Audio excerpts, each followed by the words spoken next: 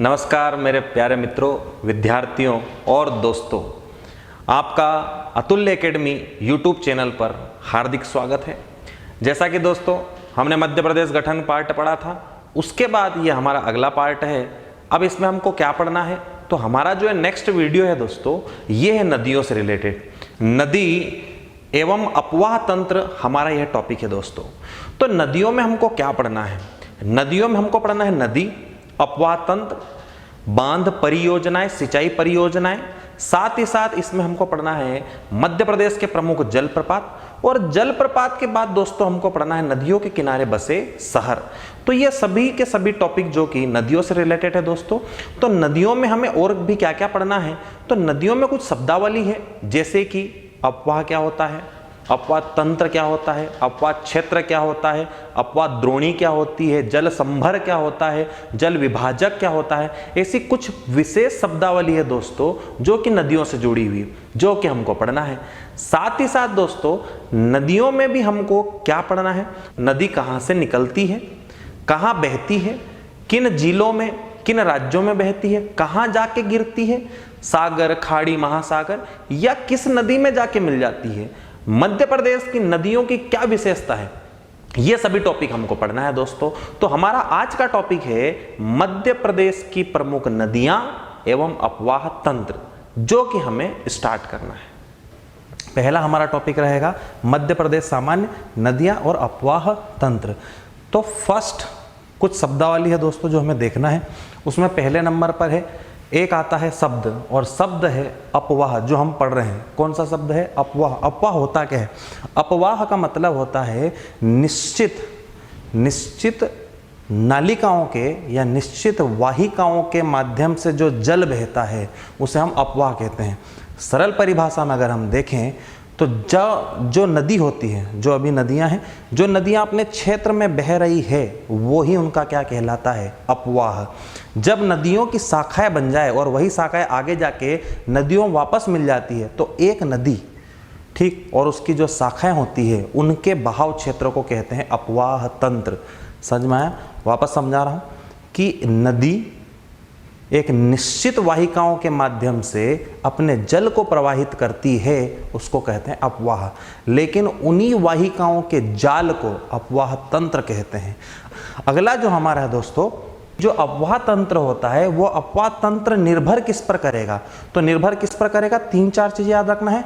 एक, उसका जो ढलान है, नदियों का जो बहाव क्षेत्र है, वो स्थलाकृति ढलान कैसा है, वहाँ की चट्टानों की संरचना, स्वरूप, प्रकृति कैसी है, साथ ही साथ वहाँ के जल की बहाव की मात्रा कैसी है, इन सभी को मिला करके ही वहाँ का क्या बनता है? अपवाह तंत्र। तो अपवाह तंत्र में हमको क्या क्या रखना है? अपवाह तंत्र निर्भर किस पर करेगा? एक, भूवैज्ञानिक समयावधि पर।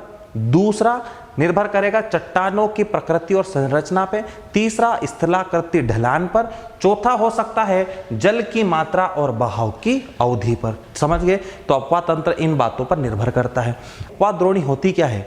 एक नदी और उसकी सहायक नदियां। जैसे मैं बताऊं आपको कि मान लो एक नदी बह रही है, ठीक, इस नदी में दूसरी नदियां आके मिल रही है। दूसरी नदी आगे क्या कर रही है? मिल रही है। तो एक नदी और उसमें अनेक नदियां जब आके मिलती है, उस पूरे क्षेत्र को क्या कहते हैं? अपवाह द्रोणी।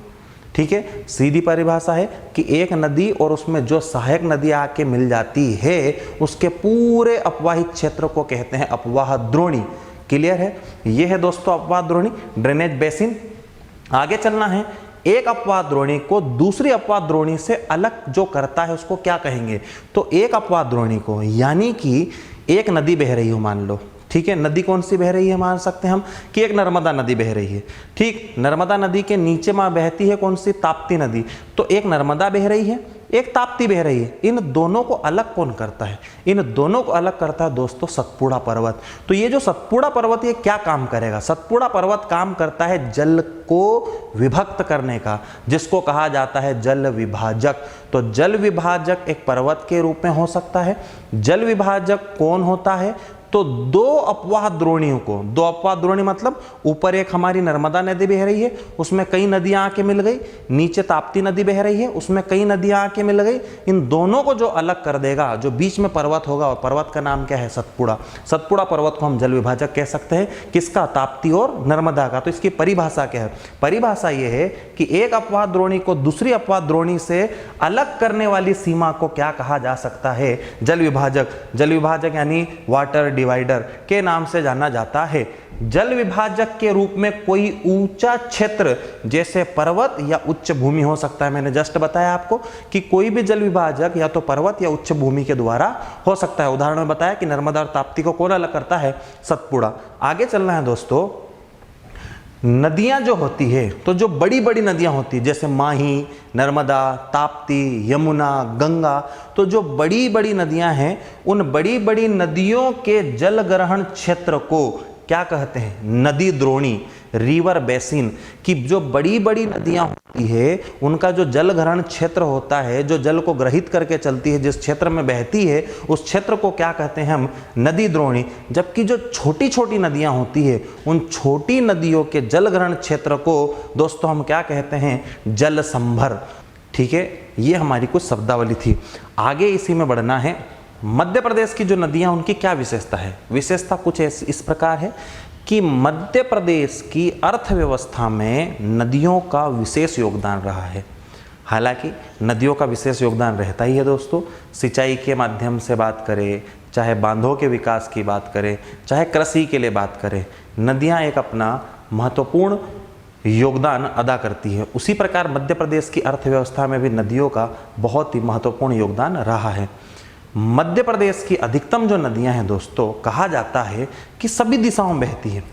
नदियां तो मध्य प्रदेश में सभी दिशाओं में प्रवाहित होती है, उत्तर दक्षिण पूर्व पश्चिम, उत्तर पूर्व उत्तर पश्चिम, दक्षिण पूर्व दक्षिण पश्चिम, सभी तरफ प्रवाहित होती है। परंतु अधिकांश जो नदियां हैं मध्य प्रदेश की, वो बहती है उत्तर पश्चिम की ओर। तो उत्तर पश्चिम की ओर अधिकांश नदियां प्रवाहित होती है मध्य प्रदेश में।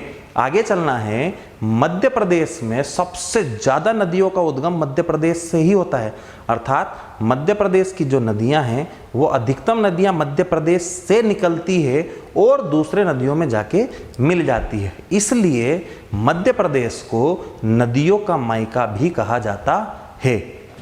आगे चलना है कि मध्य प्रदेश की जो नदियां हैं वो कैसी नदियां हैं? तो अधिकांश नदियां प्रायद्वीपीय नदियां हैं। कैसी नदियां हैं दोस्तों? प्रायद्वीपीय। प्रायद्वीप का मतलब समझते हो कि वह स्थलाकृति जो तीन ओर से जल से घिरा हो, उसको क्या कहेंगे हम? प्रायद्वीप। आगे चलना है। मध्य प्रदेश में स्थित मैकाल श्रेणी, विंध्य पर्वत, सतपुड़ा पर्वत और अन्य श्रेणियों से प्रायद्वीपीय भारत की अधिकांश नदियां निकलती है। इसलिए मध्य प्रदेश को नदियों का मायका भी कहा जाता है। आगे चले दोस्तों। मध्य प्रदेश में सबसे अधिक नदियां मैकाल श्रेणी से निकलती हैं। मध्य प्रदेश में सबसे अधिक जो नदियां हैं वो मैकाल श्रेणी से निकलती है। इसलिए इस श्रेणी को वाटरशेड भी कहा जाता है, वाटरशेड के नाम से जाना जाता है। आगे चलना है। मध्य प्रदेश के अपवाह तंत्र में विंध्य सतपुड़ा पर्वत किसका काम करता है? जल विभाजक। मैंने क्या कहा? जल विभाजक का मतलब उच्च भूमि या पर्वत हो सकता है कि जो दो नदियों के बीच में उच्च भूमि होती है, पर्वत होता है, उसको हम क्या कहते हैं? जल विभाजक। तो सतपुड़ा और विंध्याचल ये दोनों पर्वत जल विभाजक के रूप में कार्य करते हैं। समझ में आ रहा दोस्तों? क्या क्या फैक्ट याद रखोगे? एक, मध्य प्रदेश की नदियां अधिकांश कहाँ बहती है? उत्तर पश्चिम की ओर। मध्य प्रदेश को क्या कहा जाता है? नदियों का मायका। मैकाल श्रेणी से अधिकतर नदियां निकलती, इसलिए मैकाल श्रेणी को क्या कहते हैं? वाटरशेड। आगे चलना है। मध्य प्रदेश की नदियां, पूछे कैसी नदियां हैं? प्रायद्वीपीय नदियां। तो प्रायद्वीपीय नदियां अधिकांश मध्य प्रदेश से ही निकलती है, इसलिए इनको नदियों का मायका भी कहा जाता है। क्लियर है यहाँ तक दोस्तों? आगे चलना है। अब हमें देखना है अपवाह तंत्र, क्या सिस्टम है अपवाह तंत्र का। तो आपके सामने बोर्ड पर है अपवाह तंत्र, पूरा अपवाह तंत्र दिया गया, इसको हमें पढ़ना है। मध्य प्रदेश में अपवाह तंत्र का विभाजन, कैसे विभाजन किया गया है? तो जो मध्य प्रदेश का अपवाह तंत्र है, अपवाह तंत्र यानी जो नदियां बहती है दोस्तों, उन नदियों को 6 भागों में बांटा गया है। कितने भागों में बांटा गया है? 6। मध्य प्रदेश के अपवाह तंत्र को 6 भागों में बांटा गया है। फर्स्ट गंगा अपवाह तंत्र, नर्मदा अपवाह तंत्र, ताप्ती अपवाह तंत्र, गोदावरी अपवाह तंत्र, माही अपवाह तंत्र और महान नदी अपवाह तंत्र। कितने अपवाह तंत्र है? 6। तो अगर क्वेश्चन पूछे मध्य प्रदेश में जो नदियां बह रही है उन्हें कितने अपवाह तंत्रों में बांटा गया है? तो कितने अपवाह तंत्रों में? 6। ठीक, एक एक करके पढ़ना है। फर्स्ट नंबर पर चलना है। पहले नंबर का जो हमारा टॉपिक है गंगा अपवाह तंत्र। गंगा अपवाह तंत्र की बात करें दोस्तों, मध्य प्रदेश में गंगा नदी नहीं बहती है, लेकिन मध्य प्रदेश की कई ऐसी नदियां हैं जो गंगा में जाके मिल जाती है। तो गंगा अपवाह तंत्र में आपको क्या क्या याद रखना है? फर्स्ट, मध्य प्रदेश का सबसे बड़ा अपवाह तंत्र कौन सा है? पहले नंबर मध्य प्रदेश सबसे बड़ा अपवाह तंत्र कौन सा है? तो सबसे बड़ा अपवाह तंत्र है गंगा। गंगा अपवाह तंत्र में पूछे नदियां किस ओर बहती है? तो मध्य प्रदेश में गंगा जो अपवाह तंत्र है वो तो उत्तर में, उत्तर पश्चिम में और पश्चिम उत्तर के कुछ जिलों में फैला हुआ है। गंगा अपवाह तंत्र पूछे कितना है? तो 2,02,070 वर्ग किलोमीटर में कौन सा अपवाह क्षेत्र फैला हुआ है? गंगा। पूछे अधिकांश नदियां किस ओर प्रवाहित होती है? तो इस अपवाह की अधिकांश नदियां किधर प्रवाहित होती है? उत्तर में। इसके जस्ट पहले मैं बता चुका हूं कि मध्य प्रदेश की अधिकांश नदियां पूछे किधर बहती है? उत्तर पश्चिम में बहती है। आगे चलना, गंगा अपवाह तंत्र जो है उस गंगा अपवाह तंत्र को कितने भागों में बांटा गया है? तो दोस्तों गंगा अपवाह तंत्र को 3 भागों में बांटा गया। यमुना, टोंस, सोन, 3 भागों में बांटा गया है। सबसे पहले यमुना। यमुना नदी जो है दोस्तों वो उत्तराखंड के यमुनोत्री हिमनद के बंदरपूर से निकल करके बहते हुए यमुना नदी आती है और यमुना किस में मिल जाती है? गंगा में। तो ये किसकी सहायक नदी हो गई? यमुना, गंगा की। लेकिन यमुना में जाके कुछ नदियां मध्य प्रदेश की भी मिलती है, जैसे चंबल नदी, बेतवा नदी, ये सब नदियां किस में जाके मिल जाती है? यमुना में। और यमुना से ही ये नदियां किस में जाती है? गंगा में। यहाँ से लिंक समझ में आ रहा है। दूसरा हम बात करें टोंस का। ये जो टोंस नदी है दोस्तों, ये टोंस नदी मध्य प्रदेश के सतना से निकलती है और सतना से निकलती है तो ये टोंस नदी बिहार में जाके किस में मिल जाती है? गंगा में। तो किसकी सहायक हो गई? गंगा। इसलिए किस अपवाह में आएगी? गंगा अपवाह तंत्र में। अगली सबसे महत्वपूर्ण नदी है सोन नदी। सोन नदी भी मध्य प्रदेश के अनूपपुर के अमरकंटक की मैकल श्रेणी से निकलती है और ये सोन नदी भी जाके किस में मिल जाती है? बिहार, पटना में, गंगा में। तो ये तीनों का संबंध किससे है? गंगा से। और इन 3 नदियों में भी कुछ नदियां आके मिलती है और इस पूरे जाल को क्या कहा जाता है? गंगा अपवाह तंत्र। क्लियर है? एक एक करके समझा रहा हूं। गंगा अपवाह तंत्र के 3 उपतंत्र है। कितने 3 उपतंत्र है? 3 गंगा के। आगे चलना है। उपतंत्र में पहली नदी कौन सी है? यमुना। पूछे गंगा नदी की सबसे बड़ी सहायक नदी कौन सी है? यमुना नदी है। यमुना नदी जो कि उत्तराखंड से बहते हुए आ रही दोस्तों। इसके किनारे दिल्ली बसा हुआ, इलाहाबाद बसा हुआ, ओरा बसा हुआ, ओरेया बसा हुआ है, इटावा बसा है, मथुरा बसा है। साथ साथ गंगा और यमुना के संगम पर इलाहाबाद है जिसको आज प्रयागराज कहा जाता है।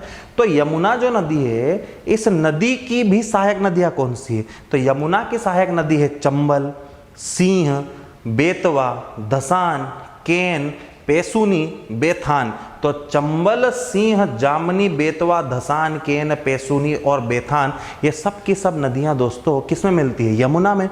इधर समझना, ये सभी नदियां जो है ये किस में मिल गई? यमुना में। यमुना इन सबको किस में ले जाके मिलाएगी? गंगा में। और गंगा कहाँ जाएगी? बंगाल की खाड़ी में। क्लियर? आगे चलना है। नदी कौन सी है? टोंस। टोंस की सहायक है बीहड़, ओदा, महान। तो बीहड़, ओदा और महान ये नदियां किस में जाके मिली? टोंस में। टोंस किस में जाके मिली? गंगा में। फिर आगे चलना है। सोन। सोन की सहायक है जोहिला, बनास, गोपद, रिहंद, कन्हार। ये सभी की सभी नदियां किस में जाके मिली? सोन में। सोन किस में जाके मिली? गंगा में। अर्थात ये पूरा जाल क्या कहलाएगा? गंगा अपवाह तंत्र। तो दोस्तों एक एक करके हम ये नदियां पढ़ेंगे। चंबल भी पढ़ेंगे, चंबल के बाद टोंस भी पढ़ेंगे, सोन भी पढ़ेंगे, सभी नदियां पढ़ेंगे। यहां तक समझ में आ रहा है मेरे दोस्तों? आगे चले। अगर समझ में आ रहा हो तो लाइक करो, अगर समझ में आ रहा हो तो अपने दोस्तों तक पहुंचा दो, और समझ में आ रहा हो तो सब्सक्राइब भी कर दो। आगे चलना है। अगला है चंबल नदी। चंबल नदी से स्टार्ट करना दोस्त। चंबल नदी क्या है पूरी कहानी समझा देता हूं चंबल नदी के बारे में। कि चंबल नदी इंदौर जिले की तहसील है महू। महू में पहाड़ी है जानापाव और जानापाव से चंबल नदी का उद्गम होता है। ये जो चंबल नदी है, चंबल नदी मध्य प्रदेश के इंदौर जिले की महू तहसील की जाना पाऊ पहाड़ी से निकलती है। चंबल नदी मध्य प्रदेश के कुछ जिलों में बहती है। चंबल नदी कुल 3 राज्यों में बहती है और चंबल नदी उत्तर प्रदेश के इटावा में जाके किसमें मिल जाती है दोस्तों, यमुना में। अभी जस्ट मैंने बताया था। तो चंबल नदी इंदौर में बहने के बाद धार बहती है, धार से बहती है दोस्तों रतलाम, रतलाम से मंदसौर, मंदसौर से नीमच, नीमच से राजस्थान, राजस्थान से श्योपुर, मुरैना होते हुए इटावा जिले में जाके किसमें मिल जाती है दोस्तों, यमुना में। चंबल के बारे में आगे बात करें, चंबल नदी पर मध्य प्रदेश में एक बांध बनाया गया है, जबकि चंबल नदी पर राजस्थान में 2 बांध बनाए गए हैं। इसका मतलब यह है कि चंबल नदी जो है इस पर कुल 3 बांध बनाए गए हैं, बड़े 3 बांध है। भारत की सबसे जो पहली परियोजना आई थी उसमें जो बांध बनाए गए थे दोस्तों, वो मध्य प्रदेश के मंदसौर जिले में एक बांध बनाया गया था और बांध बना था गांधी सागर। गांधी सागर, जवाहर सागर, महाराणा प्रताप सागर, ये तीनों बांध किस पर बनाए गए हैं, चंबल पर। एक बांध मंदसौर में बनाया गया है जो कि मध्य प्रदेश में है, और जो 2 बांध है वो राजस्थान में बनाए गए हैं दोस्तों। आगे चलना है, मध्य प्रदेश की सबसे प्राचीनतम परियोजना के रूप में जाना जाता है किसको, चंबल को। चंबल को प्राचीनतम नदी के रूप में भी माना जाता है पुराणों में, और ऐतिहासिक तौर पर चंबल नदी का नाम भी इतिहास में वर्णित किया गया है। चंबल नदी को चरमावती, धर्मावती के नाम से भी जाना जाता है। तो दोस्तों इसकी डिटेल है, चंबल नदी मध्य प्रदेश में 325 किलोमीटर बहती है, जबकि चंबल नदी की कुल लंबाई पूछ ले तो 965 या 960 किलोमीटर दिखता है दोस्तों। कहीं कहीं 965 भी मिलता है, 960 भी, आप 965 मान सकते हैं कि 965 किलोमीटर बहती है कौन सी नदी, चंबल। चंबल की जो सहायक नदी है वो सबसे बड़ी सहायक नदी है दोस्तों सिंह नदी, 470 किलोमीटर बहती है। लेकिन दूसरी बड़ी सहायक नदी है दोस्तों पार्वती नदी। पार्वती के बाद है काली सिंध, और काली सिंध के बाद है दोस्तों शिप्रा। शिप्रा नदी को दोस्तों मालवा की गंगा कहा जाता है। क्या कहा जाता है, मालवा की गंगा। तो मालवा की गंगा पूछे किसको कहा जाता है, शिप्रा। शिप्रा किसकी सहायक है, चंबल की। चंबल किसकी सहायक है, यमुना की। यमुना किसकी सहायक है, गंगा की। और ये हम क्या पढ़ रहे हैं अभी, गंगा अपवाह तंत्र। समझ में आ रहा है? तो इसको दोस्तों मैं आपको मैप के माध्यम से समझाऊंगा। थोड़ा सा इसकी डिटेल बता देता हूं, जो मैंने आपको कहानी में बताई है वही बोर्ड पे लिखी, एक बार और समझा देता हूं। चलें, चंबल नदी मध्य प्रदेश के इंदौर जिले की महू के निकट विंध्य श्रेणी के जाना पाऊ के बांगचू बिंदु से निकलती है। कौन से बिंदु से निकलती है दोस्तों, बांगचू। बांगचू बिंदु कहां पर है, जाना पाऊ। जाना पाऊ पहाड़ी कहां पर है, महू में। महू विंध्याचल श्रेणी में स्थित है, और ये महू किस जिले में आता है, इंदौर। और इंदौर जिले की महू से क्या निकल गई, चंबल नदी। चंबल नदी कहां बहेगी, चंबल नदी दोस्तों उत्तर पूर्व में बहती है। कहां से बहती है, उत्तर पूर्व में, यानी पूर्व से जाएगी, पूर्व में बहेगी, फिर उत्तर में चली जाती है। चंबल नदी उत्तर पूर्व दिशा से पूर्व दिशा में बहती है। कहां कहां बहती है, इंदौर में बहेगी, धार में बहेगी, रतलाम में, मंदसौर, नीमच, ऊपर राजस्थान, फिर श्योपुर, भिंड होते हुए दोस्तों किसमें जाके मिल जाएगी, गंगा नदी में। आगे चलना है तो यमुना नदी में मिल जाती है। कौन मिल जाती है, हमारी चंबल नदी। चंबल नदी प्रवाहित होती है, और प्रवाहित होती है दोस्तों इन जिलों में, और उत्तर प्रदेश के इटावा में जाके किसमें मिल गई, यमुना नदी में। ये मैं बता चुका हूं। आगे चलना है, यमुना नदी के साथ लश्कर के मैदान की सीमा बनाती है। किसकी सीमा बनाती है, लश्कर के मैदान, रेत के मैदान की सीमा बनाती है। तो चंबल नदी मध्य प्रदेश और राजस्थान में कहां पर बनाती है, चंबल नदी मध्य प्रदेश और राजस्थान में प्राकृतिक सीमा बनाती है। इसके अतिरिक्त यमुना नदी के साथ लश्कर के मैदान की सीमा भी बनाती है। आगे चलें, आगे दोस्तों मध्य प्रदेश की कैसी नदी है, दूसरी बड़ी नदी है।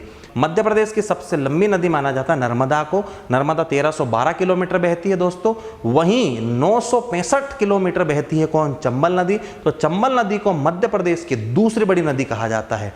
आगे चलना है, मध्य प्रदेश में चंबल नदी बहती है 325 किलोमीटर, जबकि इसकी कुल लंबाई होगी 965 किलोमीटर। इसका अपवाद क्षेत्र कितना है, इसका ड्रेनेज एरिया कितना है, अपवाद क्षेत्र है 43,200 वर्ग किलोमीटर। मध्य प्रदेश की जीवन रेखा, किसकी जीवन रेखा दोस्तों कहा जाता है, मध्य प्रदेश की जीवन रेखा के नाम से भी जाना जाता है अपवा क्षेत्र के अंतर्गत मध्य प्रदेश के धार, इंदौर, रतलाम, मंदसौर, श्योपुर, मुरैना, भिंड आदि जिले सम्मिलित है। चंबल की सहायक पूछे कौन कौन सी है, तो चंबल की सहायक नदी है शिप्रा, पार्वती, सिंह, काली सिंध, और ये सभी नदियां किसकी सहायक है दोस्तों, चंबल नदी की। तो ये हमारा है चंबल। अब चंबल को मैं आपको मैप के माध्यम से थोड़ा सा बता दूं दोस्तों। तो ये चंबल का मैप है, देखो दोस्तों, ये है इंदौर की तहसील महू, ठीक है।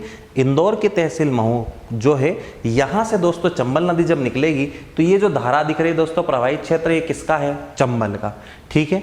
वापस समझा रहा हूँ, इंदौर से निकलेगी तो धार में बहेगी, धार से थोड़ा ऊपर चलेगी बहेगी तो रतलाम पहुँचेगी, रतलाम के ऊपर मंदसौर है, मंदसौर के ऊपर नीमच है, और नीमच के जैसे ऊपर चलोगे तो ये राजस्थान वाली बाउंड्री हो जाएगी। ये कौन सी बाउंड्री दोस्तों, राजस्थान से नदी प्रवेश करती मध्य प्रदेश में, श्योपुर में प्रवाहित होगी, मुरैना में प्रवाहित होगी, और मुरैना से कहां चली जाएगी, उत्तर प्रदेश, और उत्तर प्रदेश में नदी यमुना में जाके, ये नदी दिख रही दोस्तों, ये कौन सी नदी है, यमुना, और यमुना नदी में जाके मिल गई कौन, चंबल, और चंबल नदी आखिर किसकी सहायक हो गई, यमुना की। कहां पर जाके मिल गई, इटावा जिले में। ये समझ में आ रहा है। फिर मैंने बताया चंबल की सहायक कौन कौन सी है, यहां पर लिखा है दोस्तों इंदौर की काकर बर्डी पहाड़ी, आगे पढ़ाऊंगा इसको विस्तार से। इंदौर की काकर बर्डी पहाड़ी से नदी निकलती शिप्रा, और शिप्रा किसकी सहायक है दोस्तों, चंबल।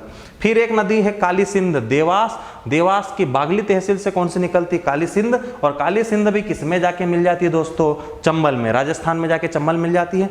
फिर नदी है ऊपर पार्वती जो है सीहोर जिले के चांचौड़ा से निकलती कौन सी नदी, पार्वती, और ये पार्वती भी दोस्तों राजस्थान में किस में जाके मिल जाती है, चंबल में, अर्थात किसकी सहायक हो गई, चंबल की। विदिशा के सिरोंज से नदी कौन सी निकलती है दोस्तों, तो विदिशा के सिरोंज से नदी निकलती सिंह नदी, यहां से कौन सी नदी निकल रही, सिंह, और ये सिंह नदी शिवपुरी, दतिया, भिंड, मुरैना होते हुए किस में जाके मिल जाती है, चंबल में। तो इतना समझ में आ रहा है। तो ये पूरा जो है, ये पूरा सिस्टम हमने किसका पढ़ा, चंबल का। क्लियर है यहाँ पे दोस्तों। आगे चलें, अगला जो हमारा है नेक्स्ट टॉपिक, वो चंबल के कुछ फैक्ट्स हैं। चंबल एक ऐसी नदी है जिसे अध्यारोपित नदी भी कहा जाता है। अर्थात चंबल नदी दोस्तों, जब मैंने मृदा पढ़ाया था तब बताया था कि चंबल एक ऐसी नदी है जो बीहड़ों का निर्माण करती है, ठीक है। चंबल नदी से मृदा अपर्दन भी होता है, ये मैंने जस्ट मृदा वाले लेक्चर में बताया भी था। तो चंबल नदी एक ऐसी नदी है दोस्तों जो चंबल खड्डों का निर्माण करती है, बीहड़ों का निर्माण करती है, गहरे गर्तों का निर्माण करती है। तो मध्य प्रदेश में पूछे मृदा अपर्दन सबसे ज्यादा किस नदी से होता है, चंबल नदी कैसी नदी है, अध्यारोपित नदी का मतलब है कि ये एक ऐसी नदी है जो भिंड, मुरैना, चंबल क्षेत्र में बड़े बड़े गर्तों का या बीहड़ों का निर्माण या खड्डों का निर्माण करती है दोस्तों। तो पूछे कि बड़े बड़े बीहड़ खड्डों का निर्माण कौन करती है, तो कौन करेगी, चंबल नदी। यहां तक क्लियर है। आगे चलें, पूछ सकता है कि चंबल नदी जो है इन बीहड़ों का निर्माण, आखिर खड्डों का निर्माण कहां करती है, तो चंबल क्षेत्र में, चंबल क्षेत्र यानी भिंड, मुरैना, ग्वालियर, श्योपुर वाले क्षेत्र में।